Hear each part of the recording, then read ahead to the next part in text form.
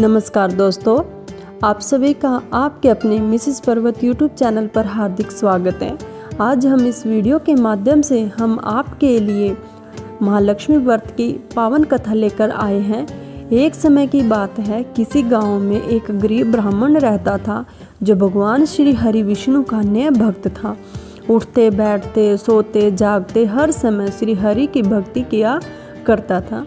एक समय उसकी भक्ति से प्रसन्न होकर भगवान श्री हरि विष्णु ने माता लक्ष्मी से कहा, देवी, यह ब्राह्मण मेरा परम भक्त है। यह सोते जागते उठते बैठते मेरी स्तुति करता है।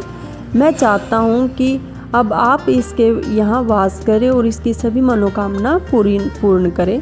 स्वामी, मैं इस गरीब ब्राह्मण के घर में निवास कर सकती हूँ, लेकिन जब तक कोई भी भक्त श्रद्धा भाव से मेरी पूजा अर्चना ना करे और मुझे अपने घर में आमंत्रित ना करे, तब तक मैं किसी के घर में नहीं जाती। माँ लक्ष्मी की बात सुनकर भगवान श्री हरि विष्णु धरती लोक पर एक साधु के वेश में ब्राह्मण के घर पहुँचे और उससे कहने लगे, हे ब्राह्मण, यदि तू अपनी दरिद्रता दूर करना चाहता है तो लक्ष्मी नारायण जी के मंदिर के पास रोज एक महिला उपले थापने आती है। तुम उस महिला के पास जाकर उसे अपने घर में आने का आमंत्रण दो। इस प्रकार तुम्हारे घर में महालक्ष्मी जी का वास हो जाएगा। प्रभु, इसका मतलब वह माँ श्री लक्ष्मी है? हाँ, वो स्वयं माँ लक्ष्मी है। यदि वह तुम्हारे साथ तुम्हारे आमंत्रण देने पर तुम्हारे घर आती है तो तुम्हारे घर में लक्ष्मी का वास हो जाएगा। ऐसा कहकर साधु के रूप में आए भगवान विष्णु अंतर्धीन हो गए। अब सुबह सुबह वह ब्राह्मण उठकर मंदिर के सामने जाकर बैठ गया।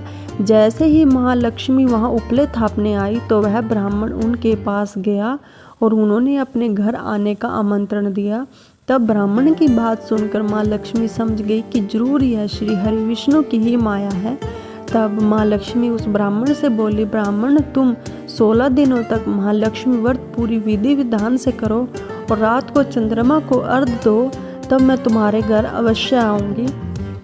तब ब्राह्मण ने देवी के कहे अनुसार पूरी विधान से 16 दिनों तक माँ लक्ष्मी व्रत किया। उत्तर दिशा की ओर मुँह करके लक्ष्मी जी को पुकारा। अपने वचन को पूरा करते हुए माँ लक्ष्मी उस ब्राह्मण के सामने प्रकट हुई और उन्होंने उसके सभी कष्टों को दूर कर दिया। उसके घर को धन धान्य और सुख समृद्धि से भर दिया।